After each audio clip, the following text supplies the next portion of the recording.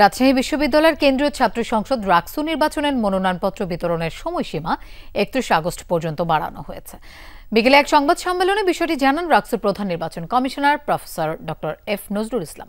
তিনি জানান, শিক্ষার্থীদের বিভিন্ন যৌক্তিক দাবির পর দুপুরে এক জরুরি বৈঠকে বসে কমিশন। সেখানে মনোনয়নপত্র বিতরণের সময়সীমা ২৬ আগস্ট থেকে বাড়িয়ে ৩১ আগস্ট করার সিদ্ধান্ত নেওয়া হয়। সেই সাথে সিদ্ধান্ত নেওয়া হয় আরও বেশ কিছু বিষয়ে। তফসিল অনুযায়ী আগামী ১৫ সেপ্টেম্বর রাকসুর ভোট গ্রহণ হওয়ার কথা রয়েছে। এ বিষয়ে আরো জানবো, আমাদের সাথে সরাসরি যোগ দিচ্ছেন সহকর্মী তারেক মাহমুদ। তারেক, আবারও তো মনোনয়নপত্র বিতরণের সময়সীমা বৃদ্ধি করা হয়েছে। নির্বাচনে উৎসাহ উদ্দীপনা কেমন দেখছেন ক্যাম্পাসে? লোপা, সকাল থেকে আসলে উৎসাহ উদ্দীপনা সেটি রয়েছে রাকসুর রাকসু ভবনের যে অধ্যক্ষের কার্যালয় ঠিক সামনে। সকাল থেকে এখন পর্যন্ত প্রায় ১০০ জনের বেশি কিন্তু মনোনয়ন যারা প্রত্যাশী রয়েছেন তারা মনোনয়ন কিন্তু উত্তোলন করেছেন বিভিন্ন পদে। এবং একটু আগে যে সময়সীমা বাড়ানোর কারণে কিছু ছাত্ররা কিন্তু সে বিষয়ে ক্ষোভ জানিয়েছেন।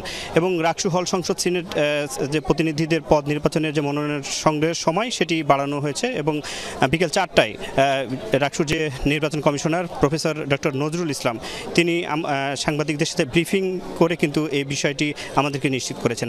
এবং মনোনয়ন সংগ্রহের যে সময় সেটি ২৬ আগস্ট, আজকে থেকে সেটি ৩১ আগস্ট পর্যন্ত করা হয়েছে।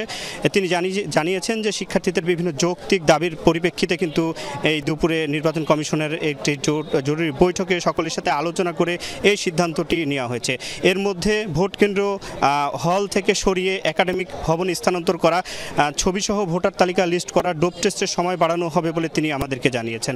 এবং তিনি যেমনটি বলছেন যে হল থেকে একাডেমিক ভবনে স্থানান্তর, সে বিষয়ে কিন্তু শিক্ষার্থীরা এর আগে দীর্ঘদিন থেকে বিষয়টি দাবি জানিয়ে আসছিল।